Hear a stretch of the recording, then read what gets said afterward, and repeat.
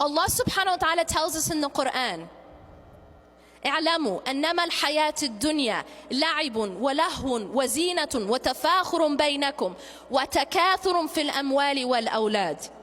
Know that the life of this world is play, amusement. You know what's very interesting about this ayah? Is when you break down this ayah, from Surah Al-Hadid, you find that this ayah is a chronological timeline of our life in this world, of the things that matter most to us in this world. Because when we first come into this life, what's the most important thing to us as a child?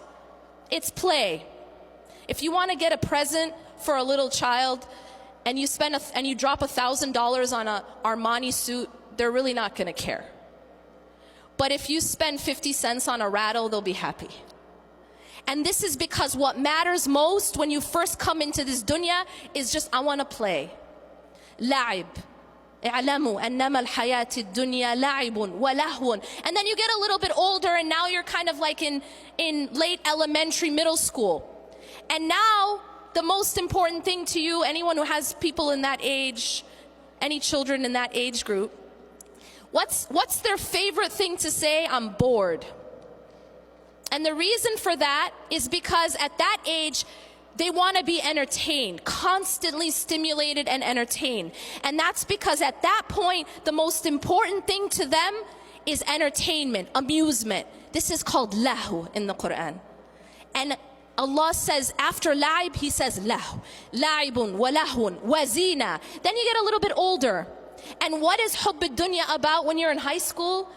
Well, pretty much it's about what you look like, what you're wearing. This is the time when people are so concerned about what they look like that this is when you see spikes in things like eating disorders, because what you look like becomes of utmost importance. And so here Allah says zina. Zina is adornment, looking good. لَعِبٌ وَلَهْوٌ وَزِينَةٌ وَتَفَاخُرٌ بَيْنَكُمْ. Now you get a little bit older. And now it's not so much about your rattles and your video games or even your brand names. Now it's about proving yourself. Now it's about, how do I stack up next to someone else? What medical school are you getting into? How are your grades? And now it's tafakhurun baynakum. Now you're trying to show off. You're trying to compete. Then you get established. You get a big house, nice car, and children. And now what is it? وَتَكَاثُرٌ فِي الْأَمْوَالِ وَالْأَوْلَادِ. Now it's about getting a lot or competing in the accumulation with regards to money and your children. But what's so interesting here is that Allah says all of this, He gives us an analogy. See, all of these are halal things. But these are the things we get caught up in. And each person is at a different stage in that dunya.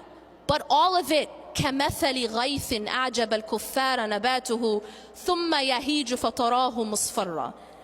All of this stuff that we get so caught up in, it's like a heavy rain that makes the farmer super excited for a while. Because what happens, it brings vegetation. But then what happens to that vegetation? These things that we chase, what happens to it? It starts to crumble, becomes dry and yellow, and then it just becomes nothing. Allah subhanahu wa ta'ala is teaching us that the life of this world isn't meant to be chased. It isn't meant to be loved in that way. And when you take hubb ad-dunya and you fill your heart with it, it actually causes all types of other spiritual diseases. The second disease, which also actually comes out of hubb ad-dunya, is the disease of envy. The disease of envy is destroying our body as an ummah. And now we have social media, right? So that we can really express this disease. And the reason why we have the disease of envy is because we have lost focus of what matters most. And so our competitions and our comparisons are all about dunya. What does that person look like? What is that person wearing? What kind of car do they have? What kind of house do they have? And so our comparisons are all dunya, dunya, dunya. We've lost sight of what actually matters. And what is the cure for these diseases? Well, the first disease of hubb ad-dunya. The disease of hubb ad-dunya is to refocus on the final home. I mentioned this earlier. Every single one of us are moving. And anyone who's ever moved before knows that in order to move, you have to furnish the home you're moving to. You have to prepare it. Every single person is moving into their grave. And that's without a shadow of a doubt. But the question is, have you furnished that home?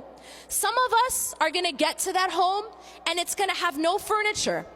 Some of us are going to get to that home and in fact it's going to have been burnt down.